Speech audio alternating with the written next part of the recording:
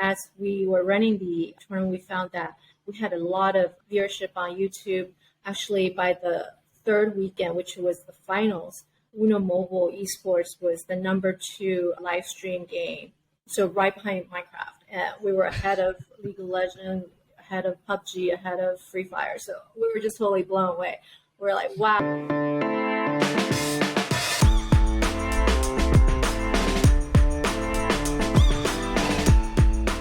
What can 250 million users and 30 billion games played reveal about mobile games, winning intellectual property, and monetization? Welcome to Mobile Heroes Uncensored. My name is John Koetsier. Our co-host, of course, as always, is Peggy and Salz. And today we're chatting with a woman who leads an international studio developing and marketing games you know and you recognize. She also has a very dangerous personal sport, which helps her identify what to focus on personally as well as professionally.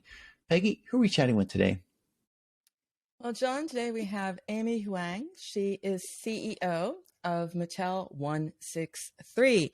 And the name says a lot because it's a joint venture between the iconic toy company Mattel and the Chinese internet giant NetEase. Fast forward from that point, more than 250 million downloads to date, as you said. Mattel163 is the name behind some of the highest grossing, most engaging mobile games ever developed. Name like, for example, Uno. John, you know that one, right? Absolutely. Absolutely. We all do. That's the whole point. Great IP. Skip Bo Mobile. Many more to come soon. Maybe she'll tell us about a few. And Amy is a founder of a company, but also a mover, a shaper. She started, interestingly, as a management consultant and facilitated the joint venture that would become Mattel163. She has a passion for connecting people, for connecting players around the IP, the gameplay they love, but she also is into rock climbing, which is a metaphor for what she loves most, right? Moving onward, upward, staying motivated every step. Welcome, Amy. Great to have you. Thank you, Peggy. Thank you, John. Amy, we are so pumped to have you, and you're in for a great show. You know, last time we recorded, Peggy was hopped up on drugs. She was getting over an illness. This time, I'm going on literally 20 hours without sleep. So, I mean, it can't fail to be interesting, exciting, and maybe good for the blooper reel, but we'll see it's how it goes. It's going to be uncensored this time for sure, John. Exactly, 100%. Amy, I got to ask you first, Mattel163, what's the origin of the 163? Great question.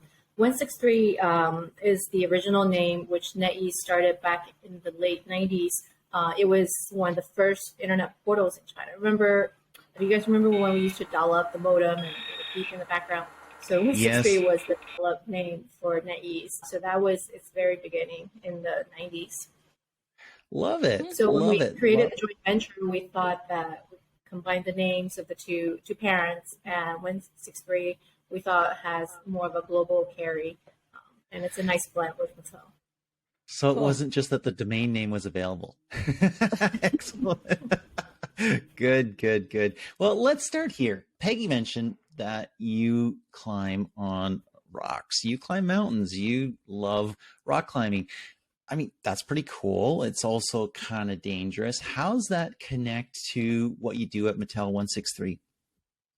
Well, this joint venture was started about 5 years ago. So I was doing investments for NetEase in the gaming sector, and we met Mattel along that process. So at that point, NetEase was looking to go global, and Mattel was looking to go digital. So it was a perfect marriage between two partners, if you will. But it's a great thesis, and we've proven that over the past 5 years. But in the early days, when you have the idea sketched out on the board, it takes a team to execute it and to bring it into real life. And those very early days were a journey in the dark without a map. So we had a vision of what we wanted to achieve. We have these great IPs. People have been playing these games for decades in the physical space, but how do we transform it into the digital space? So there were a lot of unknowns, unproven thesis.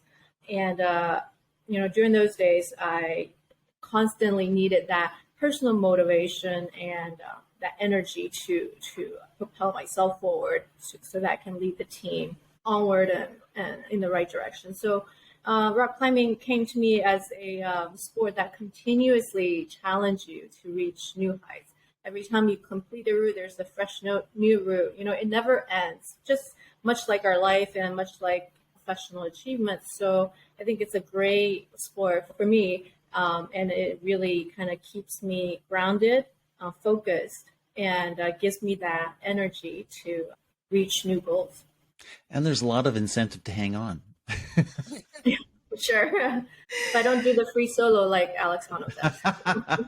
I love that. I love that film. That's awesome. So let's talk about gaming and what you like about that, because again, you're motivated, you have the incentive, you're in there, and you started at a management company. So a management consultant to found the world-class game development distribution company we have today.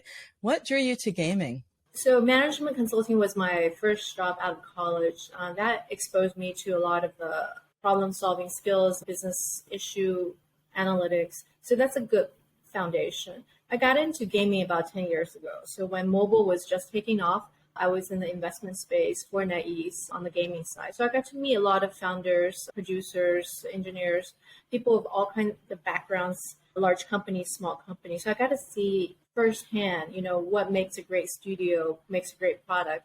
And we invested in over 30 companies around the world, some of the top talented producers. And also learned through that process, running a successful game studio is not just about having that simple creative idea. There's a lot of business thought, strategy, and team management to it. So I think all of that experience kind of contributed to my position today and allow me to use that knowledge to apply it to Mattel163. Talk about intellectual property, IP. I mean, you've got some amazing IP. I got to imagine there's a significant chunk of the world that's played Uno. There's a significant chunk of the world that's played Skip-Bo. How do you take that and build a game out of that? And why is that critically important? So Uno has been around for 50 years. We celebrated its 50th last year. And Skip-Bo is 53 years old. And our other title, Phase 10, is one of the top grossing card games, is celebrating 40 years. So there are decades of the generational play, but in the past it's all physical, right? It's family night, game night with people in the same room as you. So in the digital space, we have to translate that to the phone, to a mobile device that you carry around, whether it's landscape or portrait mode, that's easy for users to access and can be played with shorter duration. For example, Phase 10, it's more of a niche card game, but it's highly addictive. The traditional game takes about an hour, hour and a half, between 4 to 6 people. But on the phone, we've adapted it so that each round takes 1 to 2 minutes, 3 minutes max if you're a little bit slower. And there's no pressure. You can engage with it. You can put it down. If you're waiting in line, you need to check out, you can flip to another app to pay for your groceries. So it's very easy to adapt to your everyday life while providing that entertainment. Uno, as we all know, it's hugely popular everywhere in the world. You can show it to anybody. People will recognize the brand. And what we've done with that game is, on top of the traditional gameplay, we have 2v2 team play, where you and I can see each other's cards, and then Peggy and another player, they can see each other's cards, so we can play in a team mode. So we added a lot of new gameplays that you're allowed to do on the digital side, which wasn't really able to be achieved on the physical card. So I think what we've done is take a continuation of that traditional, that classic gameplay, and elevated it even more, expanded the game modes, the variations in the digital space so that people can have more fun. So we're lengthening the lifespan of these games, and hopefully, people will be able to enjoy them both offline and online. I love how you're blending those worlds. And I mean, it always starts with a great product, great gameplay. And you've brought board games from the physical to the digital. The games are successful. I mean, I'm reading just that one stat, pretty impressive from Skipbo, for example, 3 million downloads during the first week after launch. Unpack that a little bit, Amy. What goes into a super successful launch like that? The IP itself certainly helps. We precede the launch with pre-registration at the platforms. On Google's side, we have a lot of featuring support with Google, both on Google and Apple, and we do a lot of promotions on social media ourselves. So it's a combination of the infrastructure that we build and the partners that we work with that helps to promote the games. I really like that. I mean, it's a lot of work to make it look effortless, to make it look like, boom, viral success. There's a lot that goes into that behind the scenes. Very, very nice. You talked about that a little bit, about the IP that's been around for half a century and reinventing those games for mobile. It's pretty interesting, actually, because I've seen a bunch of games like that as well. And it's really neat how you can play it completely digitally, whether you're completely remote from your family members or your friends, or you can play it in person. And everybody is, you kind of feel like, well, we're all on our devices, but we're actually all together as well in the same room. It's kind of a neat dynamic. I tell you one story. It's a friend of mine. She's a German lady who has two daughters. They live in China. Her mother's in Germany, and she has a sister in another country. So they actually do weekly family chats, and then they love Uno. They will actually play Uno on FaceTime using physical cards. So each would draw from their deck, and then they would play with each other digitally, but yet physically, Until I told her, hey, you know what? We created this mobile app, Uno, and you guys can use it to play with your family members, and you can create a room mode, and you can chat with each other as you're playing. So, it's our company's mission statement is connecting the world through play, and that's what we try to do with these games. So let's talk about how you make the games into a business.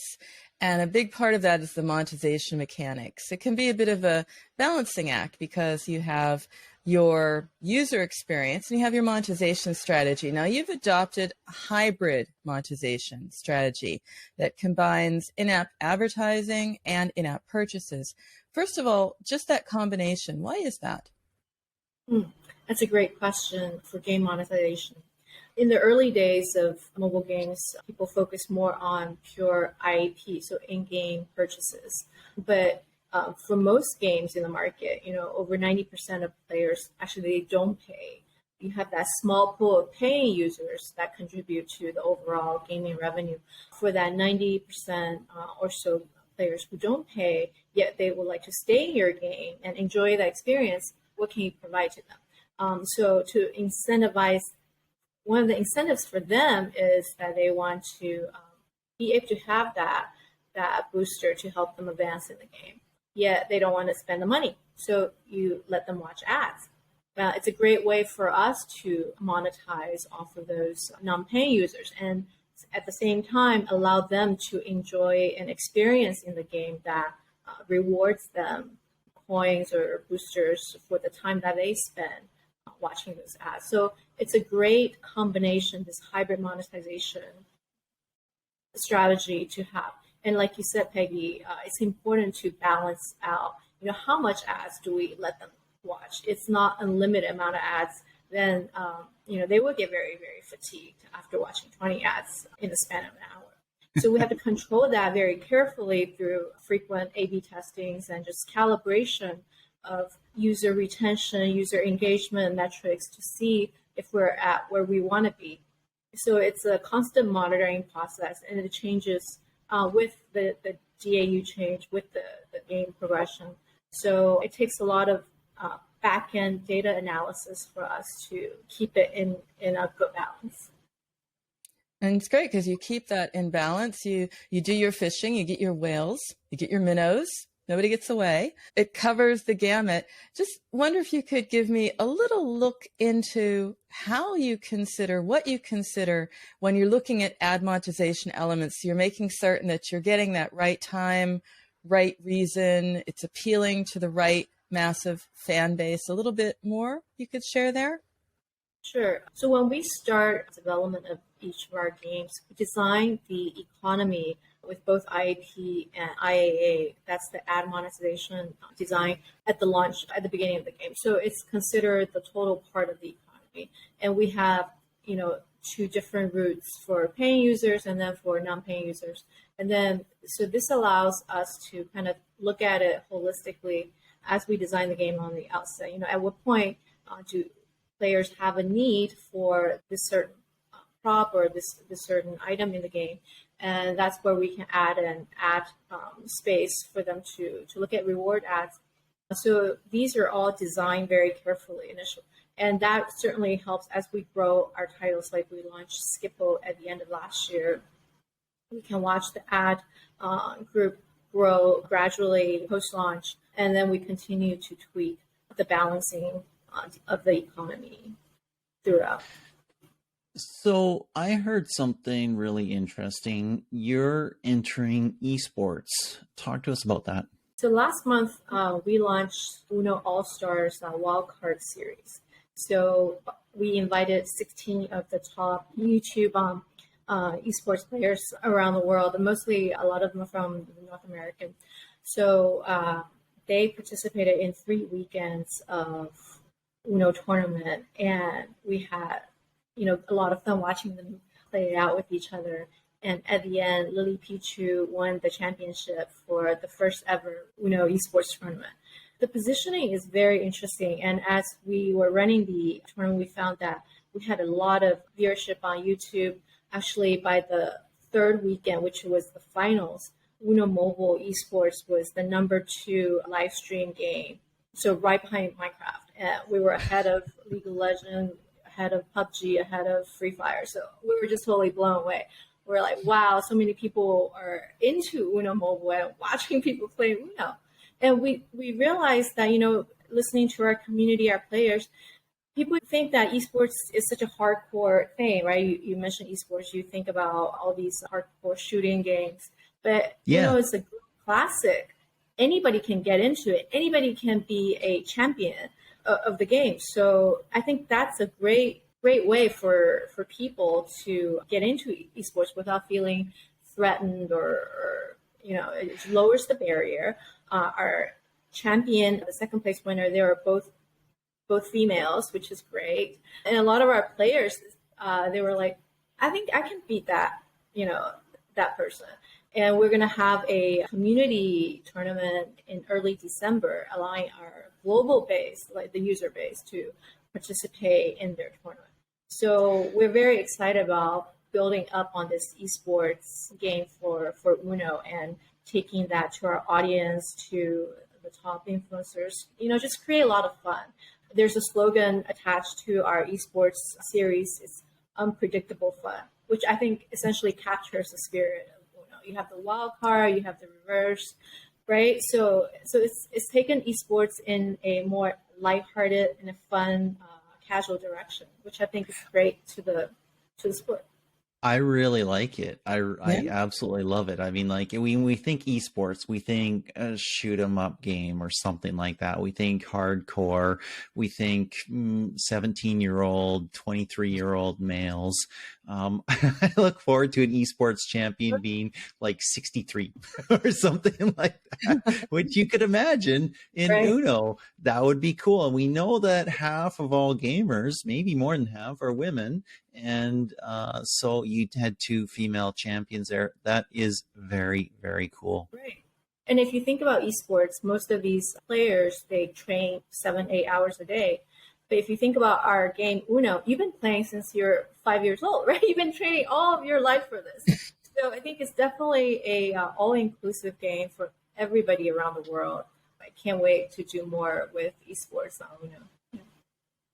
That is very cool. I was reading the article of the winner and she's like, oh, it's something I'm going to tell my grandchildren about. So, it just becomes a great accomplishment, but not like this hardcore heavy feel to it.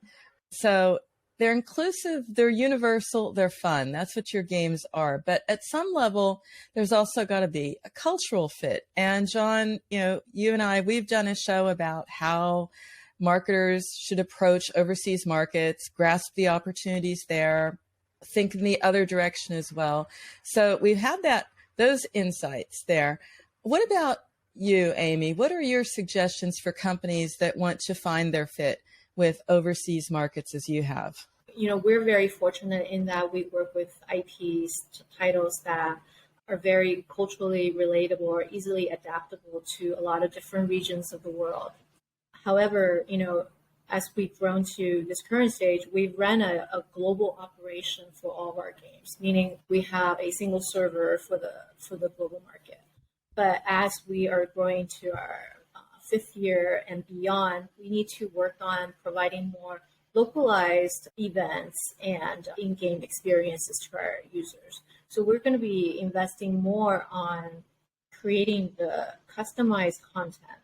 So recently I was talking to somebody and they had this great phrase, globalization is about localization. So providing that tailored, localized experience will be very important to our game operationally going forward. So we're going to be focusing on each specific market, have a different version for that market, and have a team dedicated to not just designing the gameplay, the event, and also providing very localized marketing support for that region so that we can speak and relate to the players more personally. That would be very interesting to watch as you localize, as you make your game relatable to all the regions, to all the countries. Because again, a global game, universal appeal. Let's look at the future of what you're doing. You started with your first foray into esports. Very cool. What other platforms do you see coming around the bend or see in the future that will have an important role as you expand both your community and continue to evolve the IP? Yes.